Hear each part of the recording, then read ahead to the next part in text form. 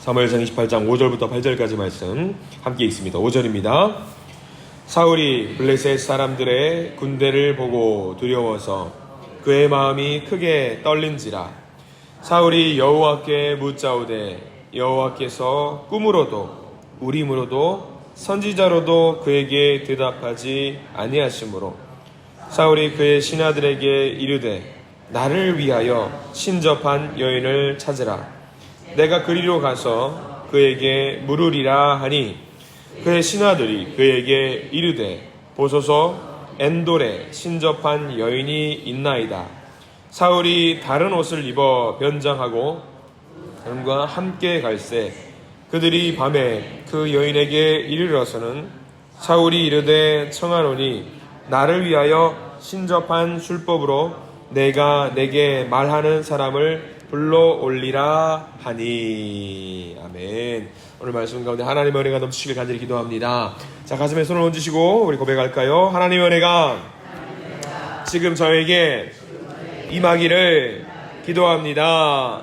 자, 손을 뻗으셔서 옆에 있는 분들 보시고요. 하나님의 은혜가 지금 여러분에게 임하기를 기도합니다. 아멘. 하나님의 은혜가 넘치길 기도합니다. 그래 우리 성경 말씀 통해서 사무엘 말씀을 계속 보고 있잖아요. 이 사무엘 말씀의 핵심이 그거 같아요. 하나님께 다 맡기는 거예요. 하나님께 모든 것을 다 맡기면 하나님께서 우리를 주관하시고 우리를 인도하신다는 말씀이 담겨 있어요. 우리가 이 말씀 의지해서 하나님께 모든 것을 맡기실 수 있는 저와 여러분 되시기를 소망합니다. 자, 오늘 사무엘상 말씀 28장 말씀을 보게 됩니다. 다윗에게 큰 위기가 지난 시간에 찾아왔어요. 굉장히 큰 위기가 찾아왔고 다윗이 자기가 감당하지 못할 일들을 하나님께 맡겨야 되는데 하나님께 맡기지 못하고 순간적으로 인간적인 판단을 해서 잘못을 저질렀던 장면을 우리가 보게 되었습니다.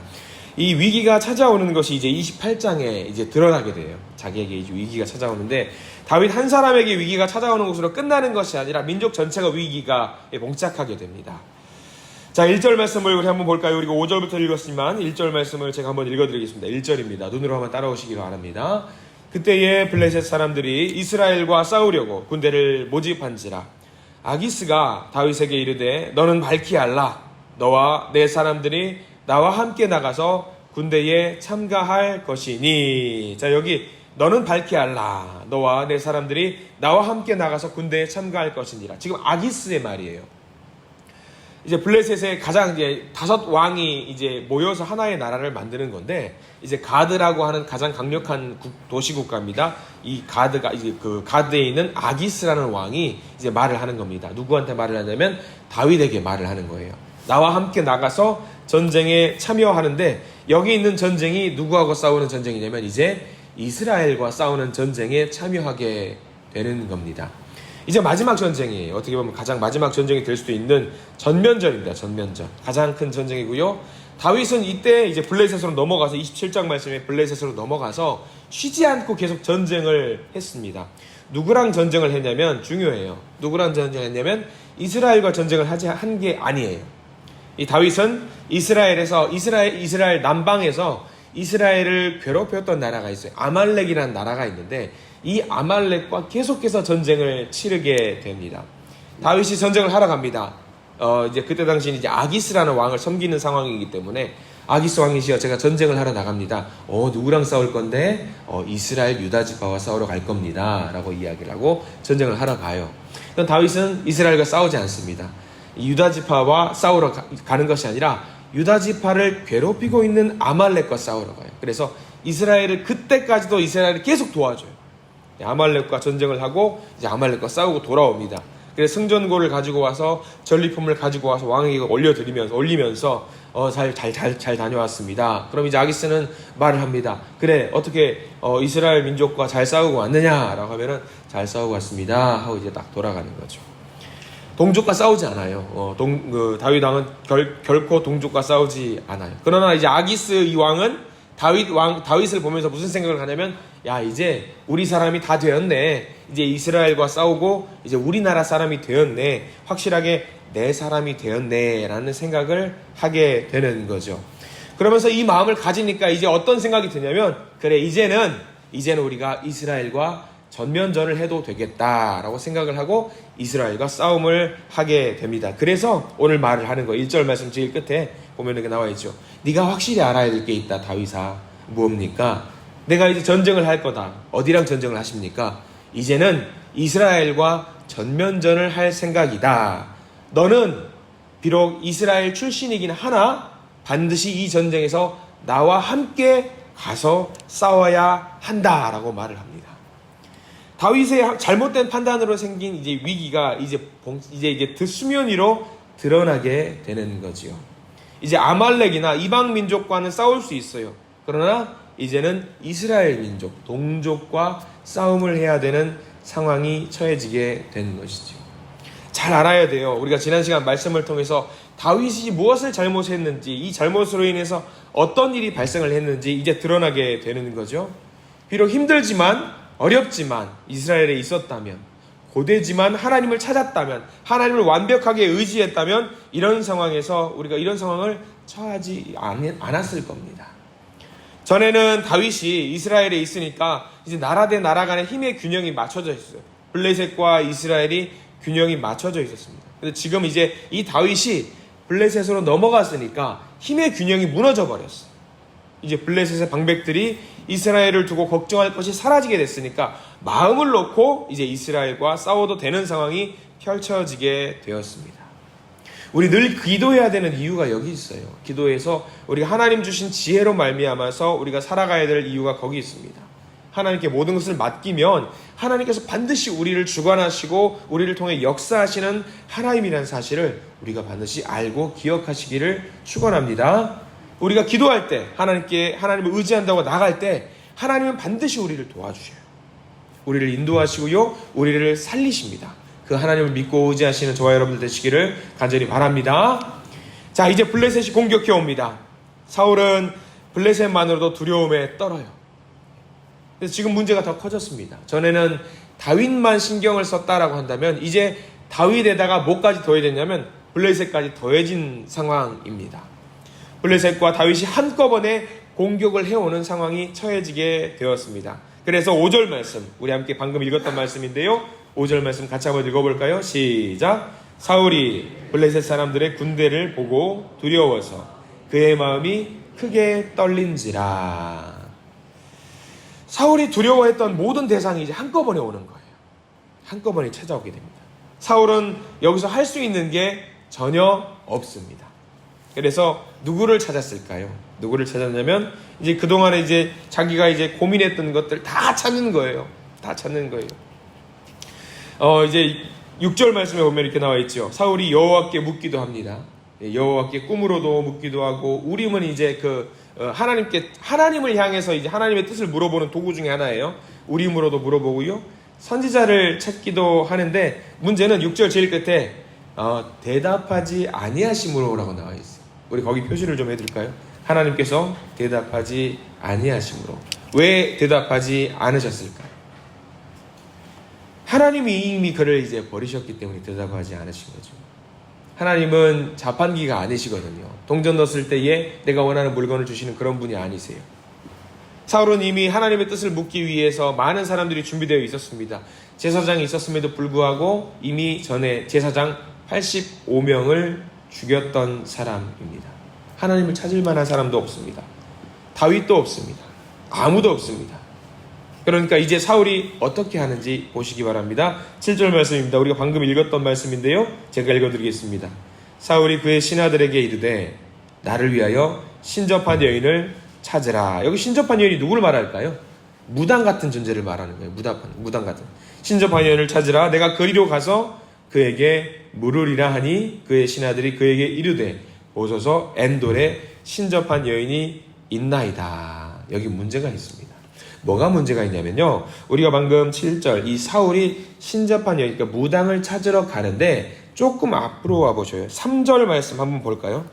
3절 말씀에 사무엘이 죽었던 장면이 다시 한번 이제 회고가 되면서 다시 한번 성경에 기록이 되어 있어요. 28장 3절 말씀에 보면 이렇게 나와 있습니다. 자, 같이 한번 읽어볼게요. 3절입니다.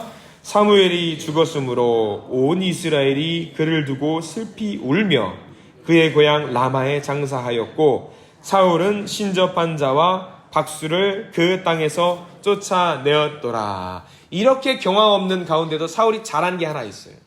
사무엘이 죽었던 이 타이밍에 이 무당들을 다 몰아내려고 했습니다. 다 몰아내려고 했어요. 잘한 겁니다. 이건 굉장히 잘한 건데 이렇게 몰아냈는데 자기에게 위기가 찾아오니까 어떻게 했는지 찾아보셔야 돼요. 우리 7절 말씀 다시 돌아가보면 이렇게 몰아냈던 무당들을 다 몰아냈잖아요. 근데 이제 사울이 위기에 찾아오니까 어떻게 하냐면 이제 법으로 앞으로 이제 점괘를 보거나 무당을 찾으러 가거나 무당 관련된 사람들은 전부 다 법으로 엄벌할 것이다 라고 선언을 했단 말이죠. 그런데 7절 말씀에 자기에게 위기가 찾아오니까 의지할 곳이 없으니까 사울이 누구를 찾아가냐면 무당을 찾아가는 거예요. 자기가 법으로 금했던 것들을 찾아갑니다. 참 이게 사울이 한결같은 게 있어요. 한결같은 게. 한결같은 게. 한결같이 다윗처럼 하나님을 찾았으면 얼마나 좋았을까. 한결같이 이 사울은 자기를 위한 삶을 살아내고 있는 거예요. 신하도 똑같아요. 법으로 금했습니다라고 말을 했어야 돼요. 왕이시여, 왕이 얼마 전까지 무당 만나는 것을 법으로 금하셨습니다 라고 이야기를 했는데 됐다 그래. 이건 내 일이야. 내가 찾으러 갈 거야 하니까 그냥 가버리는 거예요. 참으로 답답할 노릇입니다. 그리고 이 여인을 만납니다. 이 여인을 만나요. 여기서부터 사울의 태도를 우리가 잘 보아야 되는데 8절 말씀 보겠습니다. 8절 말씀 여기 중요한 7절과 8절 말씀 중요한 표현이 하나 나오는데 8절 한번 제가 읽어드리겠습니다. 눈으로 따라오시기 바랍니다. 사울이 다른 옷을 입어 변정하고 두 사람과 함께 갈새 그들이 밤에 그 여인에게 이르러서는 사울이 이르되 청하노니 거기 밑줄 그을까요? 나를 위하여 신접한 술법으로 내가 내게 말하는 사람을 불러 올리라 하니. 나를 위하여. 근데 이 나를 위하여라는 표현이 7절에도 등장을 합니다. 7절에도 보면은 한번 따라오시기 바랍니다. 사울이 그의 신하들에게 이르되 나를 위하여 신접한 여인을 찾으라. 나를 위하여. 자, 사울은 하나님의 영광도 필요 없습니다. 다윗도 필요 없습니다. 하나님의 나라도 필요 없습니다. 이스라엘도 필요 없습니다. 오로지 누구를 위하여? 나를 위하여. 나를 위하여. 많은 경우에 우리 믿는 사람들이 하나님을 위하여 산다라고 말을 고백하는 사람들이 많이 있어요. 근데 나를 위해서 예배하는 경우가 많이 있습니다. 이게 정말 종이 한 장 차이 같은 그런 느낌이거든요. 나를 위하여 사는 것과 하나님을 위하여 사는 것. 뭔가 우리가 똑같이 기도하는 것 같아요. 하나님 기도합니다 하는데 그 기도를 가만 보고 있으면 하나님을 위하여서 하는 것이 아니라 오로지 나만을 위해서 기도할 때가 많이 있단 말이죠. 나만을 위해서 예배를 드리고 은혜도 내가 받아야 되고 교육도 내 마음에 들어야 되고 봉사도 섬김도 내 마음에 들어야 되고 선교하는 것도 내 마음에 드는 나라를 가야 되는 경우들이 있습니다. 모든 것이 나를 위하여 하는 경우들이 있습니다. 사울이 그렇게 했습니다. 사울이 그렇게 했어요. 우리가 얼마나 우리 자신을 위해서 신앙생활을 했는지 오늘 사울의 모습을 통해서 한번 깨달았으면 좋겠어요. 나의 모습을 위해서 나를 위해서 신앙생활을 하는 것은 내려놓으셔야 돼요. 우리가 예배드리는 건 누구를 위해서 예배드리는 거죠? 하나님을 위해서 예배드리는 거예요. 우리가 기도하는 것도 잘 알아야 돼요. 우리가 하나님 주시옵소서 하는데 반드시 기도의 끝자락에는 놓치지 말아야 될 게 있어요. 이 기도의 모든 것들이 누구를 위해서? 하나님을 위해서. 굉장히 중요합니다. 이게 사울이 이 요청을 했을 때 이 여인은 처음에는 거절합니다. 그러면 안 된다고 이야기를 합니다. 10절 말씀 보시기 바랍니다. 우리 쭉 넘어가서 10절 말씀 한번 같이 한번 읽어볼게요. 28장 10절 말씀 시작. 사울이 여호와의 이름으로 그에게 맹세하여 이르되 여호와께서 살아 계심을 두고 맹세하노니 내가 이 일로는 벌을 당하지 아니하리라 하니. 거기 밑줄 그을 부분이 있습니다. 사울이 여호와의 이름으로 그에게 맹세하여 라고 나와 있습니다. 하나님의 이름을 들먹입니다. 점 보러 가서 점을 보는 것도 문제인데 점을 보러 가서 너를 벌하지 않겠다고 누구의 이름을 들먹이냐면 여호와 하나님의 이름을 함부로 올리는 거죠. 하나님의 이름을 망령되이 일컫고 있는 것입니다. 매우 잘못된 것이죠. 우리는 우리의 삶을 살아낼 때에 나를 위해서 사는 것이 아니에요. 하나님을 위해서 살아야 합니다. 하나님의 영광을 위해서 살아야 합니다. 하나님을 기쁘시게 하기 위해서 살아야 합니다. 이게 쉬울까요? 이거는 굉장히 어려운 일입니다. 그래서 우리가 기도해야 됩니다. 왜 우리가 새벽마다 나와서 기도하고 말씀 듣고 해야 됩니까? 이유는 간단합니다. 하나님의 말씀 말고는요, 우리를 붙잡을 수 있는 게 전혀 없기 때문에 그래요. 이 말씀을, 내게 주시는 이 말씀을 받아 먹고 기도해야 됩니다. 하나님 도와주세요. 저는 타고난 태생이 나를 위해서밖에 살지 못하는 존재입니다. 신앙생활도 나를 위해서 합니다. 주님, 기도도 나를 위해서 합니다. 말씀도 나를 위해서 봅니다. 주님, 이렇게 살다가는 내가 망할 것 같은데 저를 붙잡아 주십시오. 이 자리에 나와서 우리가 고백해야 되는 것이 바로 그것입니다. 주님, 나를 위하여를 뛰어넘게 해 주십시오. 그래서 하나님의 영광을 위해서 살게 해 주십시오. 하나님의 정의를 위해서 살게 해 주십시오. 이렇게 기도하셔야 됩니다. 이렇게 기도하실 때 하나님은 우리를 붙잡아 주시고 우리의 인생을, 우리의 삶을 선명하게 인도해 주실 줄 믿습니다. 힘들고 어려울 겁니다. 힘들고 어려울지라도 말씀에 붙잡힌 인생이 되기를 간절히 소망합니다. 하나님만을 높이십시오. 하나님을 위해서만 사시기 바랍니다. 바로 그때 하나님은 우리를 변화시켜 주시고 하나님께서 택하신 그 길로 우리를 인도해 주실 줄 믿습니다. 선물로 주신 오늘 하루의 삶을 살아갑니다. 하나님만 의지하시고 하나님께만 영광 올려드릴 수 있는 저와 여러분들 되시기를 간절히 축원합니다. 기도하겠습니다. 주님, 사울이 무너집니다.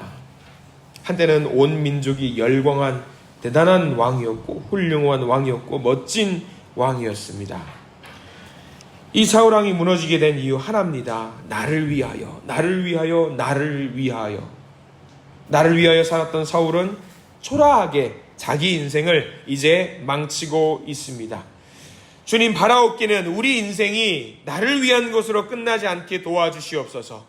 우리 인생이 나를 넘어서 더 큰 가치, 위대한 가치가 되신 하나님을 위하여, 하나님의 영광을 위하여, 하나님 나라를 위하여 쓰임받는 종이 될 수 있도록 우리를 인도하여 주시옵소서.